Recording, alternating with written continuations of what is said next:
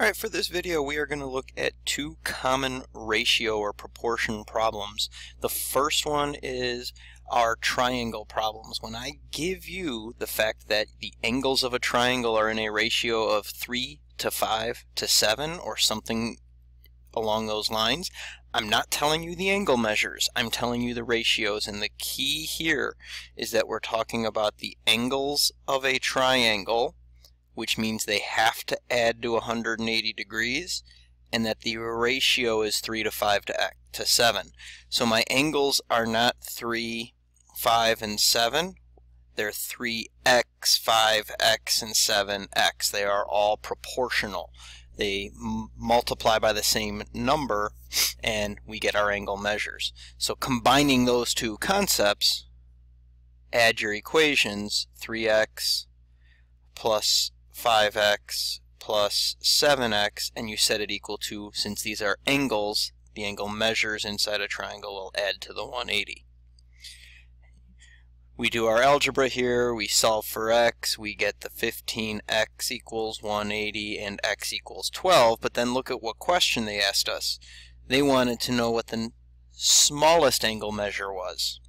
Well, you have a 3 times something, 5 times something, and 7 times something. It should be obvious, hopefully, that the angle that is being multiplied by 3, or the 12 times 3, is going to be your smallest angle. Your largest is going to be multiplied by the biggest number, so this would be then my largest angle. So if I want the smallest angle, I have to take 3 times 12. I get a smallest angle of 36 degrees.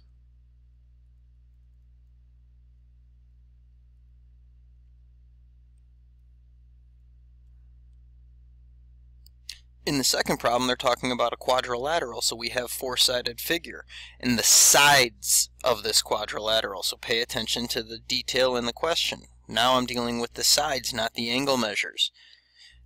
So in this case, the sides are in this ratio, 2 to 3 to 5 to 6, and the perimeter is 96 inches. Perimeter is what we get when we add all sides.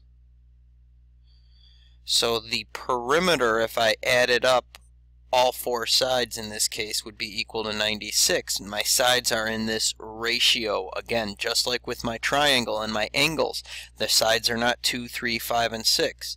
They are 2x, 3x, 5x, and 6x. So perimeter means add up all the sides. I'm going to add the first side, plus the next side, plus the next side, plus the fourth side, and that is my perimeter.